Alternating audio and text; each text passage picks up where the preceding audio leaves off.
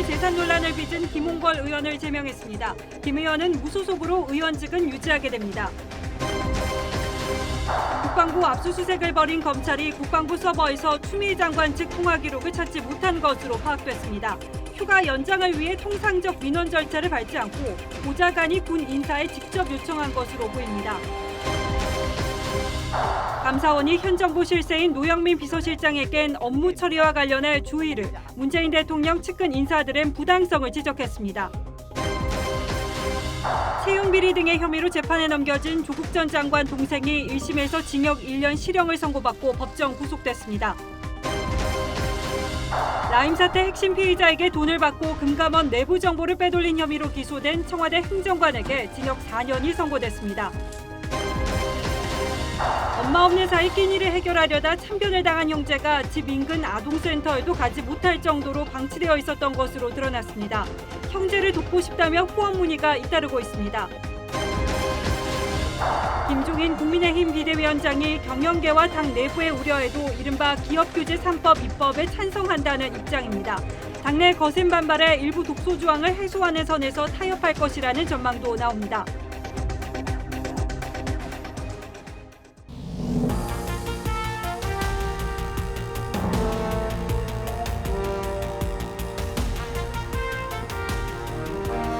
안녕하십니까. 뉴스9의 신동욱입니다. 더불어민주당이 부동산 투기 의혹을 받아온 김대중 전 대통령의 삼남 김홍걸 의원을 전격적으로 제명했습니다.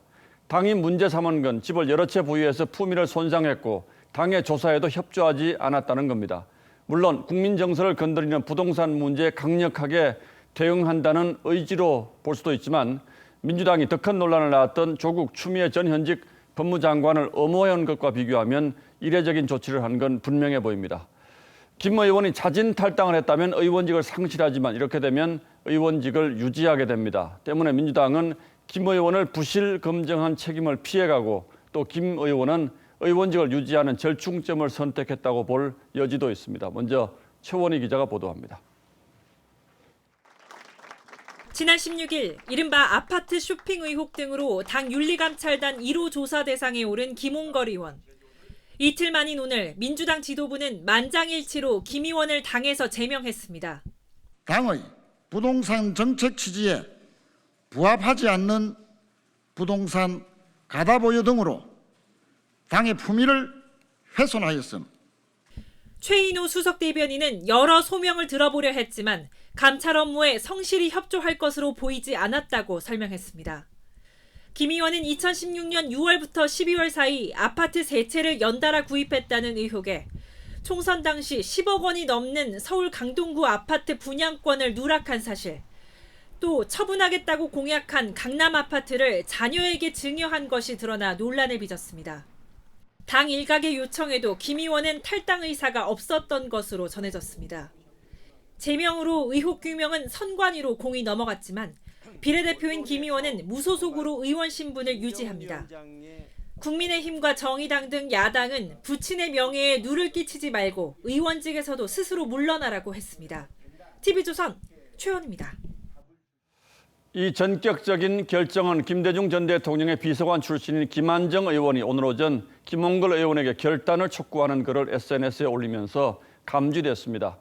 민주당이 김 의원의 도덕성 문제가 당의 문제로 번지는 것을 막기 위해서 선제적으로 나선 것처럼 보이지만 같이 윤리감찰단에 넘겨진 이상직 의원과는 분명한 차이가 있죠. 때문에 정치권에서는 이른바 토사구팽이라는 분석도 동시에 나오고 있습니다. 그 배경을 서주민 기자가 자세히 취재했습니다. 김대중 정부 시절 청와대 제1부속실장을 지냈던 민주당 김한정 의원이 페이스북에 올린 글입니다. 2002년 김홍걸 의원의 뇌물수수 사건을 언급하며 당시 김 의원이 수차례 돈을 받은 건 사실이라고 털어놨던 일화를 소개했습니다.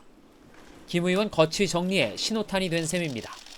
김홍걸 의원은 문재인 대통령이 당대표였던 2016년 영입됐습니다. 동교동계 인사들의 민주당 탈당이 잇따르며 호남 민심이 절실했던 때였습니다. 통합과 단결을 위해 어떤 일도 마다하지 않으시겠다고 하니 든든한 마음으로 떠날 수 있게 되었습니다. 정치권 안팎에선 민주당이 김 의원을 공천한 것 역시 비슷한 배경이 깔린 것으로 보고 있습니다. 김 의원 논란엔 신속하게 대응한 것과 달리 당은 200억대 임금 체불과 편법 증여 의혹을 받고 있는 이상직 의원에 대해선 여전히 신중한 분위기입니다. 국민의힘은 정치적 목적을 위해 영입했던 김 의원을 의원직이 유지되는 제명만으로 꼬리 자르기 하고 있다고 비판했습니다. 김 의원이 최근 14년간 무주택자로 9번이나 이사를 다녔다고 말했던 만큼 재산 출처에 대한 조사로 이어질 가능성도 있습니다. TV조선 서주민입니다. 예, 지금부터는 추미애 장관 관련 의혹 보도 이어가겠습니다. 추 장관 부부가 아들의 병가를 연장하기 위해서 국방부에 민원 전화를 했다는 의혹이 있었고 이 사실을 확인하기 위해서 검찰이 압수수색까지 했는데 통화 기록은 발견하지 못한 것으로 확인됐습니다. 추 장관 역시 자신과 남편 모두 전화를 건 일이 없다고 했기 때문에 결국 국방부의 문건 자체가 잘못된 듯합니다. 그러나 또 하나의 가능성은 보좌관이 전화를 하고 부모라고 말을 했을 수 있다는 겁니다. 결국 이번 의혹을 풀 핵심 열쇠는 보좌관이 갖고 있는 것이고 추 장관의 지시 여부에 검찰 수사가 집중될 걸로 보입니다. 한송원 기자의 단독 보도입니다. 검찰은 지난 15일 국방부에 대한 압수수색에서 2017년 6월 민원실로 걸려온 전화 녹취 파일 1,500여 개를 확보했습니다. 통화 녹취 기록 확보하셨습니까? TV조선 취재 결과 검찰이 확보한 민원실 녹취 파일에는 추미애 장관이나 남편의 통화 기록은 없는 것으로 확인됐습니다. 그동안 일부 여당 의원들은 국방부 민원실을 통한 요청은 특혜가 없었다는 증거라며 추 장관을 옹호해왔습니다. 장관 부부가 오죽하면 민원을 했겠습니까? 장관 부부가 민원을 했다는 얘기는 거꾸로 아무런 하자가 없다는 반전이 될 수 있습니다. 검찰은 민원실 녹취 파일이 없는데 국방부 인사복지실 문건에 부모님 민원이라고 적힌 것은 결국 보좌관의 전화를 의미한다고 보고 있습니다. 결국 휴가 연장은 추 장관의 최모 전 보좌관과 지원장교 김모 대위의 세 차례 전화로 이뤄졌을 가능성이 높다는 게 검찰의 판단입니다. 검찰은 김 대위가 외부의 전화를 받아 압박감이 컸다고 진술함에 따라 최 전 보좌관에게 부정청탁 등의 혐의를 적용할 수 있는지 검토하고 있습니다. 또 추 장관이 최 전 보좌관에게 김 대위와의 통화를 지시했는지 아니면 사후에라도 보고받았는지 여부 등도 살펴볼 계획입니다. 다만 추미애 장관이 현직 법무부 장관인 만큼 조사 방식을 놓고 고민하고 있는 것으로 알려졌습니다. TV조선 한송원입니다. 어제 국회 대정부 질문에서는 추미애 장관이 장녀가 운영하는 식당에서 정치 후원금을 쓴 게 논란이 됐었는데 오늘 또 비슷한 문제가 불거졌습니다. 추 장관의 아들이 논산훈련소에서 훈련을 마치던 날 이 주변 식당과 주유소에서 추 장관의 정치 후원금이 지출된 신용카드 기록이 드러났습니다. 그런데 마침 그날 추 장관은 논산에 가지 않고 군부대 위로차 파주를 방문했습니다. 그렇다면 누가 어떤 명목으로 이 카드를 사용했다는 것인지 야당이 해명을 요구하고 있습니다. 박경준 기자가 취재했습니다.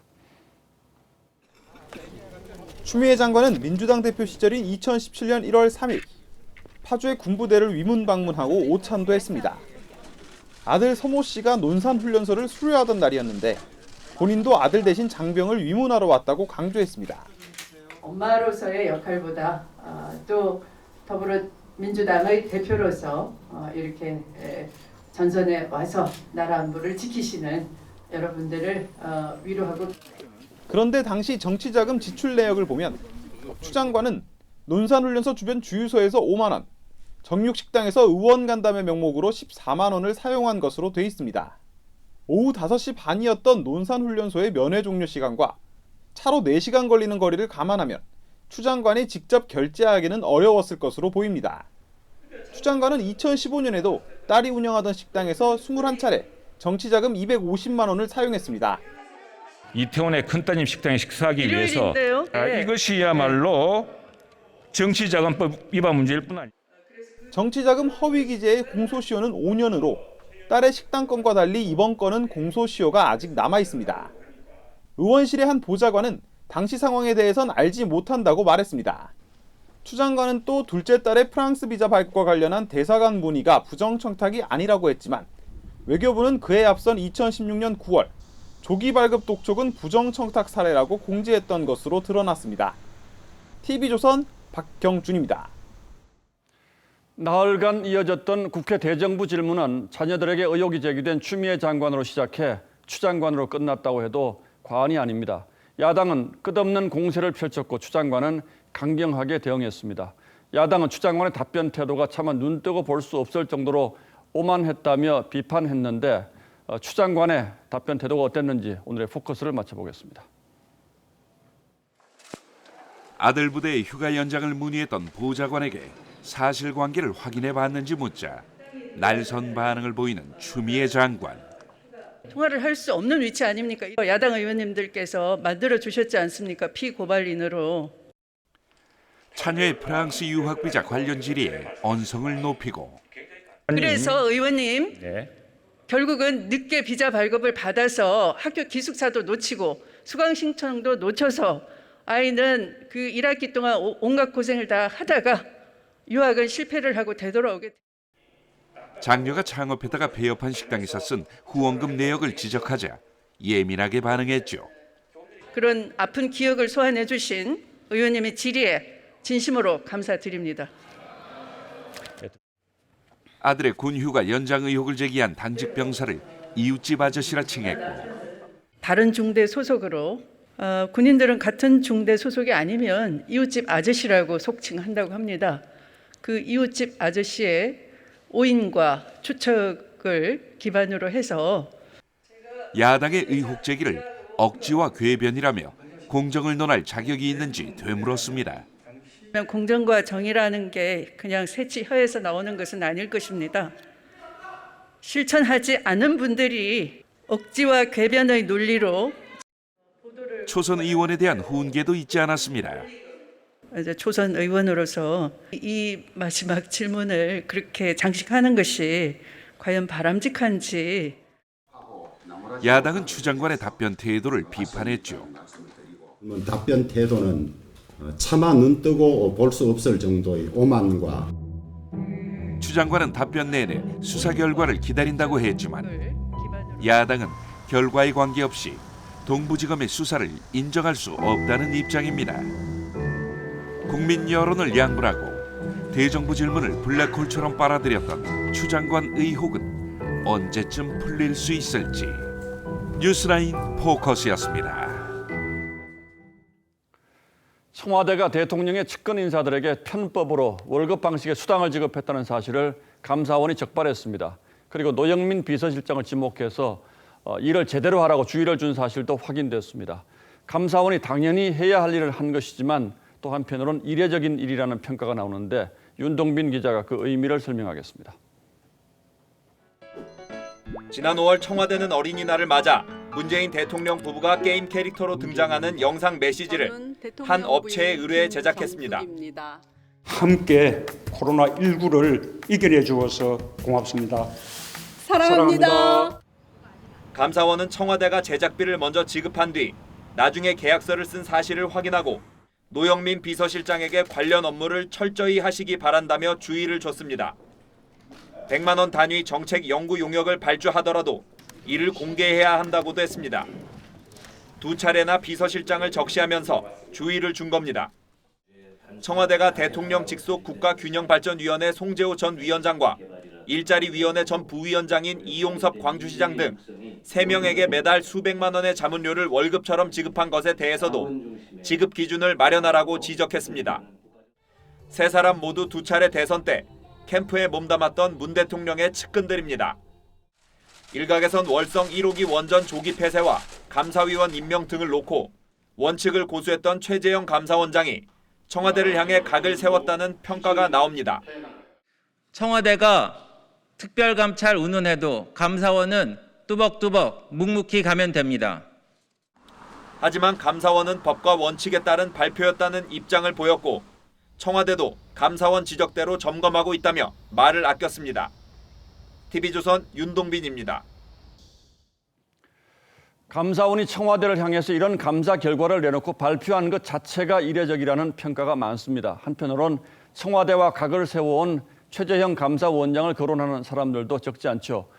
그렇다면 청와대가 뭘 잘못했는지 또 억울해하는 데는 합리적인 이유가 있는지 지금부터 따져보겠습니다.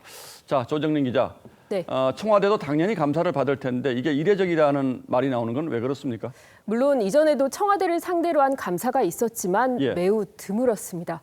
대통령 비서실을 대상으로 한 감사는 2016년 0건, 이듬해인 2017년엔 2건이었습니다. 하지만 최재형 원장이 취임한 2018년 그리고 2019년엔 각각 8건과 7건으로 늘었죠. 그리고 직속위원회에 대한 감사는 이번이 처음이었습니다. 자, 그러니까 뒤집어 보면 최재형 감사원장이 취임하기 전에 감사원은 당연히 해야 할 일을 하지 않았다 이렇게 볼 수도 있겠군요. 네, 그렇습니다. 자, 감사원의 이번 지적은 대통령 직속위원회에 비상근직들에게 고정 월급을 준 것이 잘못이다 이런 거죠. 네, 국가균형발전위원회의 경우 비상근직인 위원장에게 전문가 자문료를 월급처럼 고정 지급해선 안 된다고 규정하고 있지만 송재우 전 위원장은 지난해 1월부터 1년간 매달 400만 원씩 총 5,200만 원을 받았습니다. 일자리위원회도 이 자료 수집이나 현지 조사 등을 했을 경우에만 국가업무 조력자 사례금을 받을 수 있게 돼 있죠. 하지만 부위원장을 지낸 이용섭 현 광주시장은 월 600만 원씩 총 5,513만 원, 이목희 전 부위원장은 1억 4,099만 원을 받았습니다. 문제는 이들만 월급식으로 받았고 현재는 그렇게 받지 않고 있기 때문에 특혜 소지가 있는 겁니다. 그러니까 지금은 그렇지 않고 앞서 언급한 세 사람이 대통령과 특별히 가까운 사람이어서 그렇게 대우를 해줬다 이런 지적이 있는데 이건 합리적인 지적입니까? 송재우 전 위원장은 지난 대선 때 캠프의 자문기구 위원장을 맡았고 지난 총선에서 제주갑 후보로 출마해 당선됐습니다.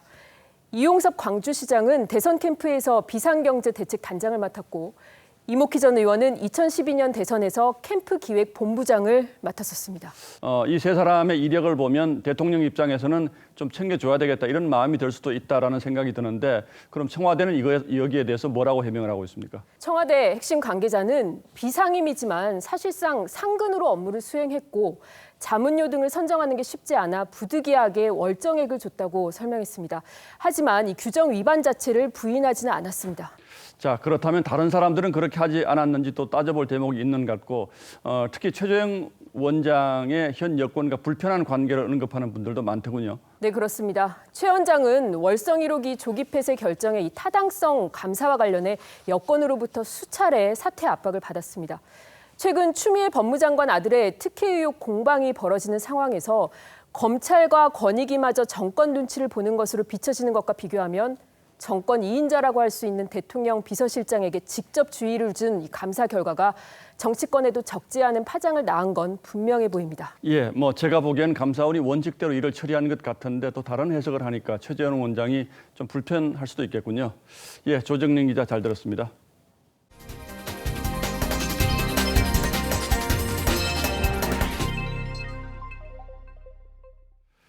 다음 뉴스입니다. 온 나라를 떠들썩하게 했던 양승태 대법원의 이른바 사법농단 수사가 용두사미로 변해가는 분위기입니다. 수사 기밀을 누설한 혐의로 재판에 넘겨진 이태종 전 서울 서부법원장이 오늘 1심에서 무죄 판결을 받았습니다. 지금까지 4번의 1심 재판에서 6명이 잇따라 무죄 판결을 받으면서 다시 한번 무리한 수사였다는 비판이 나오고 있습니다. 김태훈 기자가 보도합니다. 양승태 전 대법원장 시절 법원행정처에 검찰의 수사 기밀을 누설한 혐의로 재판에 넘겨진 이태종 전 서울 서부지방법원장. 이 전 원장은 2016년 서부지법 집행관 비리 수사 당시 검찰의 수사 확대를 막기 위해 영장 사본을 법원행정처에 보고한 혐의 등을 받았습니다. 이에 대해 서울지방법원은 수사 확대를 저지할 목적이 없었고 기밀 수집을 지시한 적도 없다며 무죄를 선고했습니다. 직권남용 혐의에 대해서도 검찰 수사 상황을 파악해 보고하라는 것은 법원장의 업무 범위에 있다고 판시했습니다. 30년 넘게 일선 법원에서 누구보다도 치열하게 재판을 해온 한 법관의 훼손된 명예가 조금이나마 회복될 수 있어서 정말 기쁩니다. 오늘 이 전 법원장의 무죄 판결로 이른바 사법행정권 남용 의혹 사건은 4번 연속 무죄 판결을 받은 전현직 판사는 유해용 전 대법원 수석재판연구관 비롯해 6명으로 늘어났습니다. 검찰은 무죄 선고를 받아들일 수 없다며 즉각 항소하겠다고 밝혔습니다. TV조선 김태훈입니다. 조국 전 장관의 동생 조모 씨가 1심에서 징역 1년의 실형을 선고받고 법정 구속됐습니다. 웅동중학교 교사 채용 과정에서 돈을 받은 혐의가 인정된 겁니다.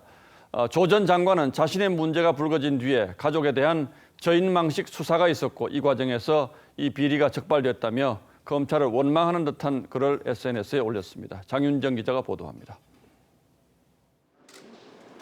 웅동중학교 교사 채용 비리 등 혐의로 재판에 넘겨진 조국 전 장관의 동생 조모 씨. 채용 비리 혐의 인정하십니까? 증거인멸 교사 혐의 인정하세요? 서울중앙지법은 조 씨에게 징역 1년에 추징금 1억 4,700만 원을 선고했습니다. 지난 5월 보석으로 풀려났던 조 씨는 법정에서 곧바로 구속됐습니다.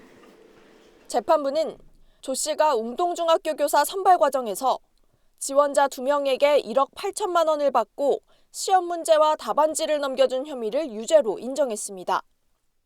재판부는 조 씨가 웅동학원 사무국장 지위를 이용해 교사 채용 희망자에게 큰 돈을 받아 죄책이 가볍지 않다고 지적했습니다.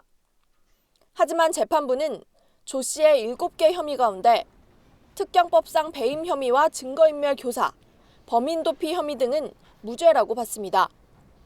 또 배임 수재 혐의에 대해서도 조 씨가 교직원 채용 업무를 맡고 있지 않기 때문에 혐의 적용이 어렵다고 판단했습니다. 검찰은 조 씨의 지시를 받은 공범들이 더 높은 형을 선고받았다며 항소하겠다고 밝혔습니다. 웅동중 교사 채용 과정에서 지원자로부터 돈을 받아 조 씨에게 전달한 공범 2명은 각각 징역 1년 6개월과 1년의 실형을 선고받았습니다. TV조선 장윤정입니다. 이른바 라임 사태와 관련해서 뇌물을 받은 혐의로 재판에 넘겨진 전 청와대 행정관에게 징역 4년의 중형이 선고됐습니다. 재판부는 공정한 업무 처리에 대한 믿음에 금이 갔다며 죄질이 매우 무겁다고 선고 이유를 밝혔습니다. 이번 사건의 배후에 권력 실세가 있다는 의혹이 있었고 실제로 의심할 만한 여러 정황과 관련 보도가 있었지만 지금까지 수사를 통해 밝혀진 내용은 여기까지입니다. 한지연 기자가 보도합니다. 장모 전 대신증권센터장이 손실 가능성을 숨기고 라임자산 운용펀드 상품을 약 2천억 원어치 판매하는 과정에서 청와대 인맥이라고 소개했던 김모 전 행정관. 내가 금감원에서 이쪽으로 간 거예요. 다 나갔었어요. 이분이 다 나갔었어요. 서울 남부지법은 오늘 김 전 행정관에게 특가법상 뇌물 등의 혐의로 징역 4년을 선고했습니다. 재판부는 김 전 행정관에게 벌금 5천만 원과 함께 3,600만 원 추징도 명령했습니다. 지난 2019년 금감원에서 청와대로 파견된 김 전 행정관은 라임자산 운용의 핵심 인물이자 고등학교 동창인 김봉현 전 회장에게 라임 관련 금감원 검사 문건을 보여줬습니다. 재판부는 이 문건 유출의 대가로 김 전 회장에게 11개월 동안 골프 접대와 법인카드 등 3,600여만 원 상당의 뇌물을 받은 것으로 판단했습니다. 또 동생을 스타모빌리티 사회이사에 등재하고 급여 명목으로 1,900만 원을 지급받은 것도 뇌물로 봤습니다. 재판부는 공무의 지연과 학연을 이용한 범죄는 국민들에게 공정성에 대한 의심과 박탈감을 더할 뿐이라며 공정한 업무 처리에 대한 믿음의 금이가 죄질이 매우 무겁다고 했습니다. 김 전 행정관 변호인 측은 조만간 항소 여부를 결정할 것으로 전해졌습니다. TV조선 한지은입니다. 엄마 없는 사이 끼니를 해결하려다가 비극을 당한 형제 소식 이어가겠습니다. 중화상을 입은 형제는 오늘로 닷새째 중태에 빠져 있는데요. 아이들을 돕기 위한 후원이 잇따르고 있습니다. 먼저 배상윤 기자가 전하겠습니다.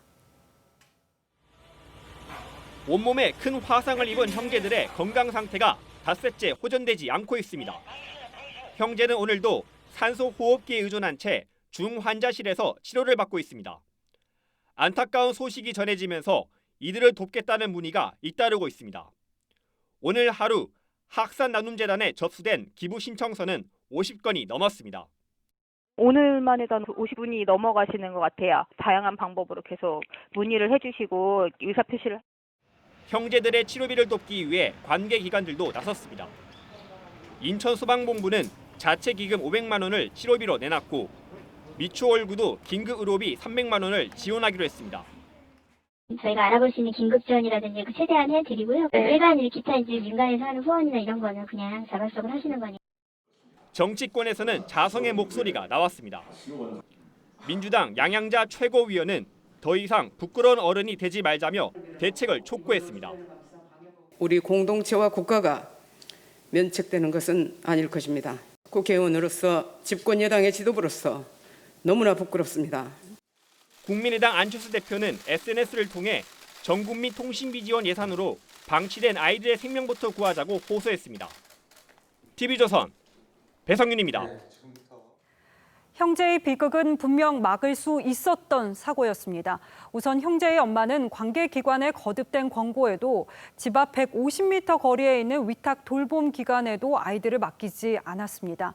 또 관할구청과 아동복지기관, 경찰과 법원 모두 형제가 처한 상황을 알고 있었지만 이 부모의 무관심과 방임 앞에 돌봄 시스템은 무용지물이었습니다. 신유만 기자가 현장 취재했습니다. 불이 난 초등학생 형제 집 근처의 한 지역 아동센터입니다. 돌봄이 필요한 아동들에게 식사를 제공하고 종일 아이들을 맡아주고 있습니다. 집에도 돌봄이 안 되는 아이들을 여기 운영하시는 생각하고 있습니다. 가장 늦게 가는 친구들이 7시 정도 되거든요. 형제의 집 근방 1km 안팎에는 이런 지역 아동센터가 4곳이 있습니다. 형제들이 살던 집 근처에 있는 지역 아동센터까지 직접 걸어가 보겠습니다. 거리는 155m. 천천히 걸었는데도 시간은 2분 10여 초밖에 걸리지 않았습니다. 구청 등 관계기관이 형제를 지역 아동센터에 맡길 것을 여러 차례 권유했지만 엄마는 받아들이지 않았습니다. 어머님이 조금 협조해 주셨으면 이제 보호자 어쨌든 동의라든지 신청이 된 상태에서 해야 되는 거니까요. 먹거리를 사러 편의점에 갈 때도 형제끼리 가는 경우가 많았습니다. 주민들은 형제들이 어린 나이답지 않게 말수가 적었다고 말합니다. 애들이 말을 안 해. 입 다물고. 엄마가 말 못하게. 저 소문 나쁜 거 말 나갈까 봐. 경찰은 형제의 엄마가 화재 전날부터 오랫동안 집을 비운 점을 고려해 방임 혐의 적용을 고심하고 있습니다. TV조선 신유만입니다.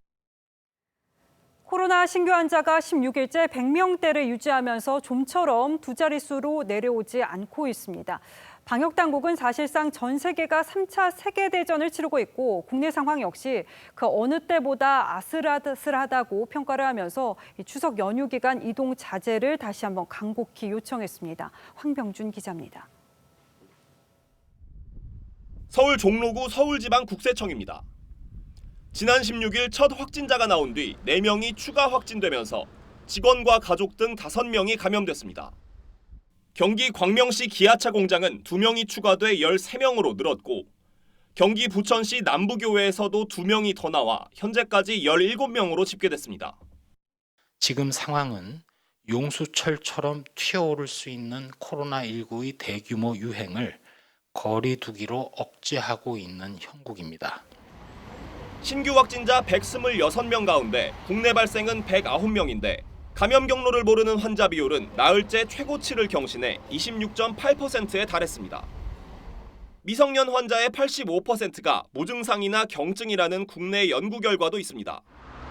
미성년 환자의 전파 가능성이 높을 수 있다는 뜻입니다. 추석 연휴를 앞두고 우려되는 대목입니다.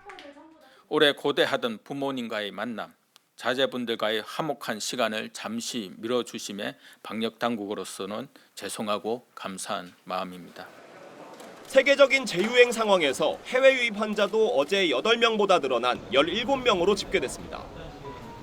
방역당국은 전 세계가 사실상 3차 대전을 치르고 있다고 경고했습니다. TV조선 황병준입니다. 서울시가 광복절 집회를 주최한 사랑제일교회에 40억 원대 손해배상을 청구했습니다. 교회 측은 중국의 책임을 물으라고 했습니다. 장용욱 기자입니다. 서울시는 사랑제일교회 관련 서울 지역 확진자가 지난달 12일부터 지난 11일까지 641명이라고 밝혔습니다. 서울시는 신도들에게 광복절 집회 이후에 검사를 받으라고 권하는 등 방역을 방해해 감염이 확산됐다며 사랑제일교회와 정광훈 목사를 상대로 46억 원대 손해배상 소송을 제기했습니다. 사랑제일교회와 정광훈 목사의 역학조사 거부 방조 및 방해 행위, 거짓 자료 제출 등 손해배상 내역은 시내버스와 마을버스 손실 보전 22억 5천만 원, 생활치료센터 운영비 13억 원, 자가격리자 생활지원비 6억 6천만 원 등입니다. 서울시는 서울교통공사 35억 원 등 자치구와 정부 손실까지 포함하면 청구액이 100억 원을 넘을 것으로 추산했습니다. 정확하게 산정하고 자료 갖춰서 서울시하고 협의해서 진행할 겁니다. 사랑제일교회 측 변호인단은 우한 바이러스는 중국에서 시작됐고 교인들은 지난 5월 이태원 클럽 집단 감염 당시 처음 출현한 바이러스에 감염됐다고 반박하면서 정부가 중국을 상대로 국가 간 배상 소송을 진행하는 게 옳다고 주장했습니다. TV조선 장용욱입니다. 정부가 지난달부터 이어진 코로나 재확산에 학교 수업을 원격으로 전환하면서도 고3 등교는 허락했죠. 수능이 얼마 남지 않은 걸 감안한 건데 그런데 대다수 재수생들이 적을 두고 있는 대형 입시학원은 여전히 휴원 중입니다. 갈 곳이 마땅찮은 재수생은 학원을 열어달라는 청원까지 올렸습니다. 최원영 기자가 취재했습니다. 5대 물질, 5대 영양소 말해봐. 강사가 대답 없는 질문을 던집니다. 수능이 76일 앞으로 다가왔지만 강의실은 텅 비어 있습니다. 사회적 거리두기 2단계가 적용되면서 이 같은 300인 이상 대형 학원은 한 달째 운영이 중단된 상태입니다. 고3은 학교에 갈 수 있지만 재수생 등 N수생들은 갈 곳이 없습니다. 2.5단계가 실시됐던 지난주까진 독서실이나 스터디 카페마저도 문을 닫았습니다. 왜 학교는 갈 수 있는데 학원은 못 가는지 조금 역차별이라고도 많이 생각하는 것 같아요. 그 학생들도 다수의 사람들이 모이는 데서 공부하는 거잖아요. 당장 다음 주부터 수시 원서 접수가 시작되는데 진학 상담마저도 어렵습니다. 수능 준비를 철저히 하면서 방역 수칙도 지금까지 지켜온 대로 잘 지켜진다라고 하면은 어떤 정부 당국에서도 이런 부분들은 한번 배려를 해야 되는 시점이 아닌가. 독서실이나 카페보다 학원이 더 안전하다며 문을 열어달란 국민청원엔 나흘 만에 8,000명 넘게 동의했습니다.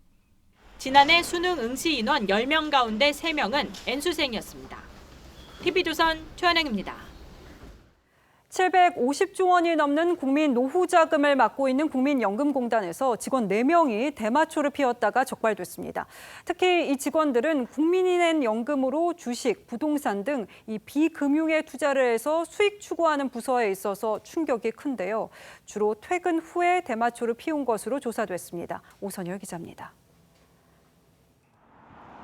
대마초를 핀 혐의로 입건된 4명은 모두 기금운용본부 소속입니다. 750조 원대 기금 중 90조를 운용하는 대체 투자팀에 책임 운용력 1명과 전임 운용력 3명입니다. 이들은 지난 2월부터 퇴근한 뒤 한 곳에 모여 대마초를 피웠습니다. 국민연금공단은 지난 7월 자체 감사를 벌여 이 같은 사실을 확인하고 경찰에 고발했습니다. 근무하고 퇴근 이후에 대마를 피운 걸 저희가 적발한 거죠. 바로 업무 배제하고 고발을 접수했죠. 국민연금공단은 징계위원회를 거쳐 지난 9일 4명을 모두 해임했습니다. 해당 직원들은 경찰 조사에서 대마초를 피운 사실을 인정했습니다. 인터넷으로 대마를 구입해 팀장급인 A씨의 집에 모여 대마초를 피웠다고 진술했습니다. 국과수 정밀 감정 결과 4명 가운데 2명이 마약 양성 반응을 보였습니다. 공공간의 진술이 있고 그렇기 때문에 기소하는 데는 아무런 지장이 없습니다. 투자 수익률을 좌우할 수 있는 운용력들이 마약 흡입 사건에 연루되면서 국민들 노후 자금이 부실하게 관리되는 건 아닌지 우려가 커지고 있습니다. TV조선 오선열입니다.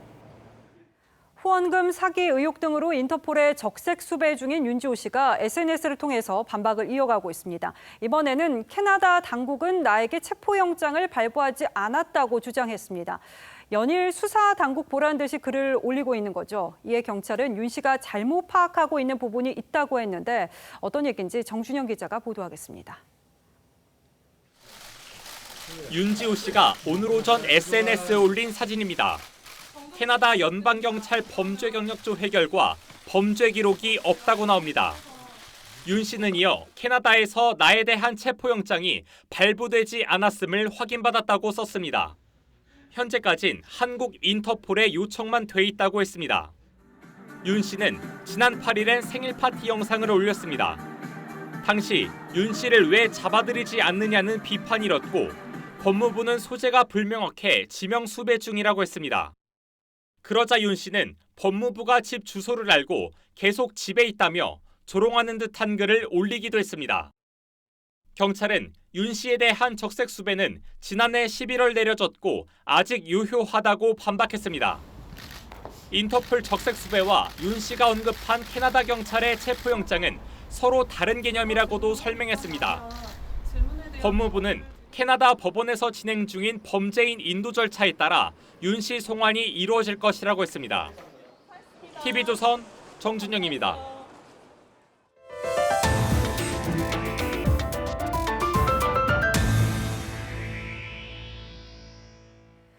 요즘 서울에서 전셋집, 월세집 구하기는 하늘의 별 따기만큼 어렵다는 얘기가 나옵니다. 상대적으로 자산이 없는 청년 세대는 어떨까요? 저희 기자가 최저임금으로 방을 구해봤습니다. 밀착 취재 성민혁 기자입니다. 올해 우리나라의 최저임금은 8,590원입니다. 이를 월급으로 환산하면 180만 원 정도입니다. OECD에선 적정 주거 비용으로 월 소득의 20% 이내를 꼽습니다. 이 기준이면 최저임금자의 한 달 주거비는 36만 원 꼴입니다. 이 돈으로 서울에서 집을 찾아보겠습니다. 보증금 500만 원 선으로 물어보자 부동산은 손사래를 칩니다. 35만 원 힘들어요. 월급 같은 거 보통 해야 보통 40, 50에. 겨우 조건을 맞춘 곳은 반지합니다. 쓰레기통에 벌레가 나뒹구는가 하면 사람이 산지 오래돼 퀴퀴한 냄새가 나는 방을 소개하기도 합니다. 보증금 500만 원마저 없는 사람은 월세를 더 내야 합니다. 수중에 가진 것도 많이 없고 해서 차라리 보증금 낮은 데로 가서 일하면서 이제 그냥 월세를 내자. 부동산 어플을 뒤져봐도 한 달에 36만 원짜리 방을 찾기 어렵고 있더라도 최저 주거 기준 14제곱미터보다도 작습니다. 실제로 청년 10명 가운데 1명은 국토부가 정한 최저 주거 기준에 못 미치는 집에 살고 있습니다. 자취생 생활비의 절반 이상이 주거비에 쓰인다는 통계도 있습니다. 한 달 쓰는 돈이 한 120 정도 되는데 한 55만 원 정도가 주거비니까 거의 절반 가량. 청년을 위한 주택 정책이 있지만 당첨되기는 매우 어렵습니다. 서울시가 이번 달부터 청년 5,000명에게 월세 20만 원씩 지원하는 청년 월세 지원금의 경쟁률은 7대1. 지난해 처음으로 공급하기 시작한 역세권 청년주택도 최고 경쟁률이 140대 1이었습니다. TV조선 성민혁입니다. 전세 품귀 현상이 갈수록 심해지면서 수도권 아파트 단지 중에서 전세 물량이 아예 없는 곳이 64군데나 됐습니다. 임대차법 시행 전보다는 8배 는 건데요. 이렇게 되면 전세값은 더 뛸 것이고 결국 또 코너에 몰리는 건 세입자가 될 수밖에 없어 보입니다. 권은영 기자입니다. 송파구의 한 아파트 단지. 5,500여 세대 중 전세 물건이 하나도 없습니다.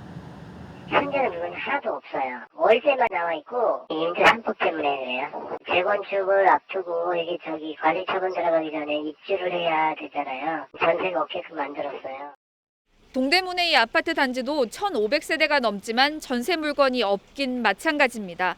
1,000세대가 넘는 수도권 단지에서 이렇게 전세 매물이 실종된 곳은 무려 64곳입니다.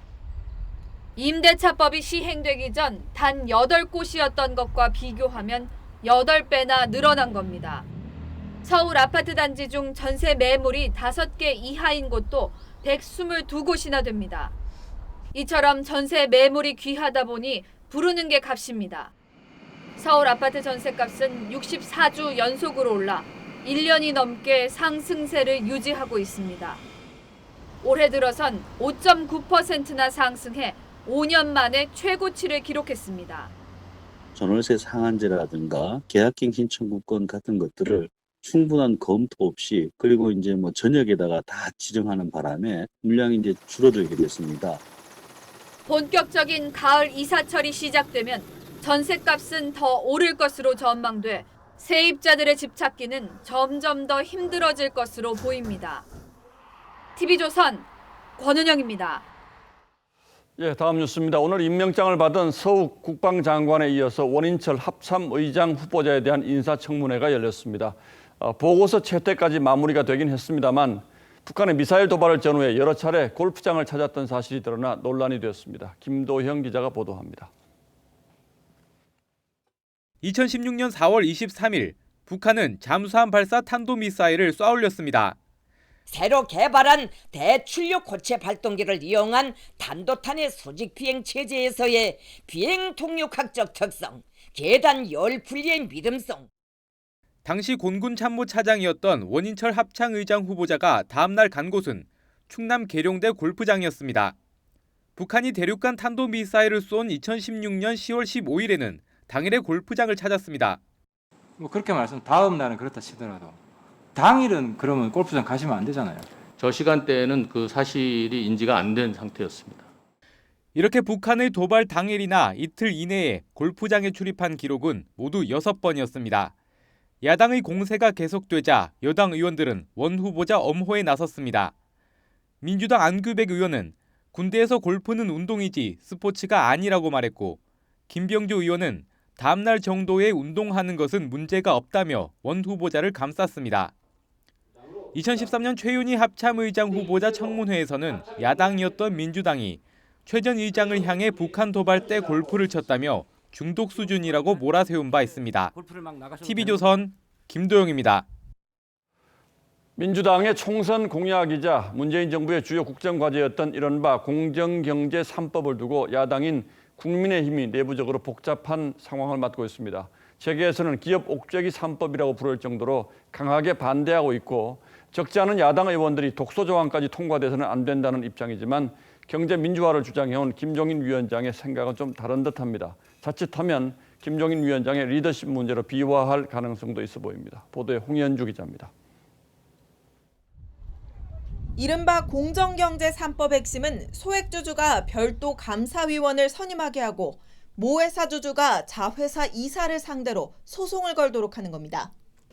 현대모비스 지분을 확보한 헤지펀드 엘리엇이 자신들이 원하는 감사를 세우거나 정의선 현대차 부회장을 상대로 소송에 나설 수도 있게 되는 겁니다. 경제민주화를 내걸었던 국민의힘 김종인 위원장은 찬성 입장을 밝혔습니다. 세 가지 법 자체에 대해서 우리 당의 입장은 거부할 입장이 아니라. 재계는 초비상입니다. 어제 권태신 전경련 부회장이 김 위원장을 찾아 설득에 나섰고, 대한상의와 경총도 다음 주 면담을 추진하고 있지만 중도와 상식을 앞세운 김 위원장은 요지부동입니다. 믿을 때는 야당밖에 없는데 투기 자본들에게만 유리한 이런 점들을 만들게 되면 기업하기 너무 힘들어서. 주호영 원내대표는 신중론을 유지하고 있지만 전문가의 의견도 듣고 저희들 의견을 정리해가는 그런 과정입니다. 당내에선 독소 조항이 10여 개에 달한다. 여당의 법안 일방 처리 가능성을 열어주었다는 반발이 커지고 있습니다. 규제 완화와 기업 살리기를 강조하던 국민의힘으로선 고민이 깊어지는 상황인데, 일부 독소 조항을 해소하는 선에서 법안 처리에 협조할 거란 전망도 나옵니다. TV조선 홍현주입니다. 미국 대선이 48일 앞으로 다가왔습니다. 그동안 줄곧 뒤지는 걸로 나왔던 트럼프 대통령이 처음으로 바이든 후보에 앞서는 여론조사가 나왔습니다. 오차범위 내긴 하지만 민주당 쪽에서는 지난 대선의 악몽이 떠오를 수 있습니다. 송지욱 기자입니다. 트럼프 대통령이 초경합주 위스콘신을 찾았습니다. 4년 전 0.8%포인트 차로 이겼던 곳입니다. 중서부 농업지대를 겨냥해 15조 원 규모의 농민 지원책을 또 내놨습니다. Biden wants to surrender our country to the violent left-wing mob. You see what's happening. If Biden wins, very simple, China wins. 바이든 후보는 차량에 탄 채 유세를 듣는 드라이브인 타운홀에서 코로나19 대응을 집중 공격했습니다. This is Donald Trump's America. Do you feel safer in Donald Trump's America when he incites these kinds of things? 이런 가운데 전국 지지율에서 트럼프가 바이든에 앞섰다는 여론조사가 처음 나왔습니다. 트럼프를 뽑겠다는 응답자가 47%로 1%포인트 많게 나왔습니다. 오차범위 아니지만 여론조사를 시작한 뒤 첫 역전입니다. 이 여론조사 기관은 지난 대선 때 트럼프의 승리를 점쳤습니다. 악재도 잇따릅니다. 트럼프가 23년 전 자신을 강제추행했다는 전직 모델의 폭로가 또 터져나왔고 연방수사국장은 러시아가 바이든을 떨어뜨리려고 허위 사실을 지속적으로 퍼뜨리고 있다고 공개 경고했습니다. TV조선 송지욱입니다. 러시아 푸틴 대통령의 정적 나발리가 어떻게 독극물에 중독됐는지를 보여주는 단서가 나왔습니다. 나발리가 쓰러지기 직전에 묵었던 호텔 객실 물병에서 독극물 흔적이 나온 건데요. 그러니까 공항이 아니라 호텔에서 이미 중독됐을 가능성이 제기된 거죠. 러시아 당국은 여전히 인정하지 않고 있습니다. 유혜림 기자입니다. 지난 8월 20일 비행기 안에서 쓰러졌던 러시아 야권운동가 알렉세이 나발니가 공항 출발 직전에 묵었던 호텔입니다. 방 안에 생수병들이 놓여 있습니다. 이 물병을 사고 직후 수거해 독일 검사소에서 분석한 결과 신경작용제 노비촉이 묻어 있었습니다. То есть непонятно, да, сейчас это только наши домыслы. Либо он был уже до этого отравлен, и потому что он коснулся бутылки, на бутылке остался вот этот яд, либо в бутылке было что-то, но... 노비촉은 옛 소련이 군사용으로 개발한 독극물입니다. 러시아 정부는 조사 결과를 인정할 수 없다는 입장입니다. Что наше предложение Берлину совместно разобраться в произошедшем продолжают просто заматываться под откровенно надуманными предлогами.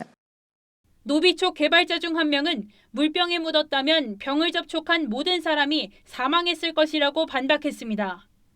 나발니는 현재 독일에서 회복 중입니다. 미 뉴저지주 러커스 대학의 세르게이 예로페예프 교수는 러시아를 연구하는 유명 대학 교수들이 나발니를 노벨 평화상 후보로 추천했다고 밝혔습니다. TV조선 유혜림입니다. 코로나 장기화로 위기에 몰린 공연계가 팔로 모색에 나섰습니다. 무용과 연극계가 영상화 작업에 공을 들이고 있는 건데요. 어떻게 재탄생했는지 임서인 기자가 담아왔습니다. Dots and lines are recognized through their algorithms calculate as bones and joints. 인공지능이 만들어낸 춤 동작을 선보인 국립현대무용단의 신작 비욘드 블랙. 코로나19 여파에 야심차게 준비한 현장 공연을 포기하고 댄스 필름으로 방향을 틀었습니다. 틀이 굉장히 많이 바뀌었어요. 속도감이나 에너지를 그냥 무대에서 보여줬던 것보다는 조금 더 활용할 수 있는 게 많이 있더라고요. 단순히 공연을 촬영한 영상물이 아니고 영상예술로 구현한 한 편의 단편 영화입니다. 객석에선 경험할 수 없는 시점, 무용수와의 거리감 등을 10분 살렸습니다. 영감? 왜 불러? 2003년 초연 이후 꾸준히 사랑받아온 연극 늙은 부부 이야기도 영화로 재탄생했습니다. 공연 실황 영상에 영화적 기법을 더해 스테이지 무비로 만든 겁니다. 클로즈업 장면을 통해 배우의 표정 연기를 실감나게 감상할 수 있고 여러 각도에서 무대 구석구석을 볼 수 있습니다. 공연의 일부라고 생각하시면 될 것 같아요. 약간 공연을 더 사람들이 봐줄 수 있게 만드는 약간 보조제 역할을 할 수 있는 그런 장르로. 정부는 내년 이곳 예술의 전당에 공연 영상화 종합 스튜디오를 설립한다고 밝혔는데 포스트 코로나 시대 공연계의 새로운 도전이 될 것으로 보입니다. TV조선 임서인입니다. 나이가 들어 운동 능력이 떨어져서 기량이 저하되는 현상을 에이징 커브라고 합니다. 요즘 프로야구에서는 이 말을 비웃듯이 고령 선수의 활약이 뜨겁습니다. 이다솜 기자입니다. 동료 선수들의 축하 속에 매일매일 그라운드와 작별을 준비 중인 박용택. 42세, 나이로 보면 선수 생활을 정리할 때가 된 백전노장이지만 요즘 같아선 은퇴 예고가 빨랐다는 느낌이 들 정도입니다. 지난 2경기에서 안타 5개를 때리며 시즌 타율 3할 2푼 1리를 기록. 프로야구 역대 최초 2,500안타 대기록을 눈앞에 두고 있습니다. 마음 같아서는 뭐 60, 70까지 하고 싶지만 한국 시리즈 딱 마지막 날까지 우승하는 날까지 하여튼 남김없이 다 쓰고 가겠습니다. 37세 기아 최영우 역시 세월을 잊었습니다. 2경기 연속 대포를 때리며 해결사 역할을 제대로 하고 있는데 출루율은 1위. 출루율과 장타율을 더해 얼마나 강한 타자인지를 나타내는 OPS 지표에선 5위로 선전 중입니다. 37세에도 아프지 않고 성실하게 경기에 출전해 13년 연속 100경기 이상을 뛰는 강철 체력까지. 벌써부터 최영우의 2번째 FA에 이목이 쏠리는 이유입니다. KT의 창단 첫 가을 야구를 위해 분투 중인 39세 KT 유한준도 베테랑의 가치를 보여주고 있습니다. 에이징 커브, 운동선수라면 피할 수 없는 현상이지만 노장들의 활약이 그라운드에 울림을 주고 있습니다. TV조선 이다솜입니다.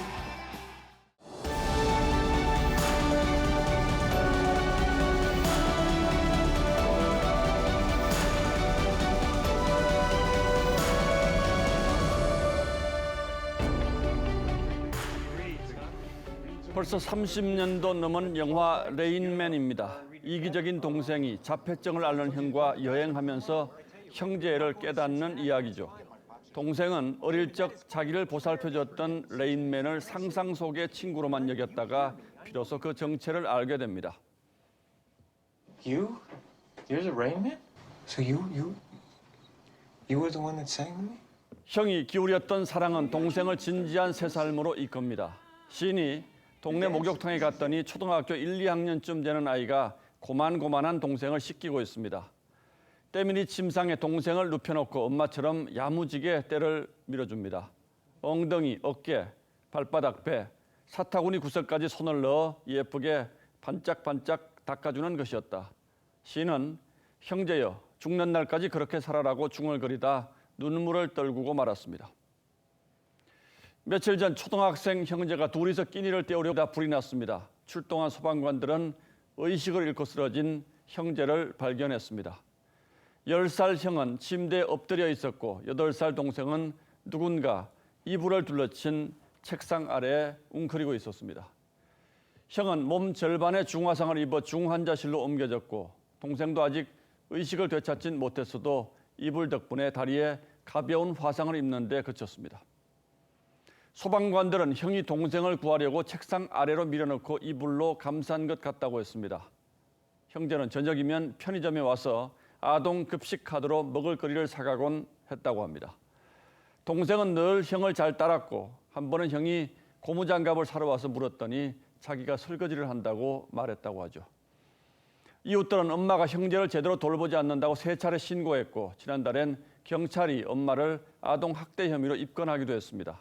제때 적절한 조치가 이루어졌다면 피할 수도 있는 비극이었던 겁니다. 밀려드는 연기 속에서 갈라지는 목소리로 119에 살려주세요 외치는 모습을 상상하면 그저 가슴이 턱 막힐 뿐입니다. 가족과 사회, 정부가 방치하는 사이 오직 10살 형만이 동생을 지키는 돌봄의 그늘을 보며 저부터 뼈아픈 죄책감을 느낍니다. 9월 18일 앵커의 시선은 형제였습니다.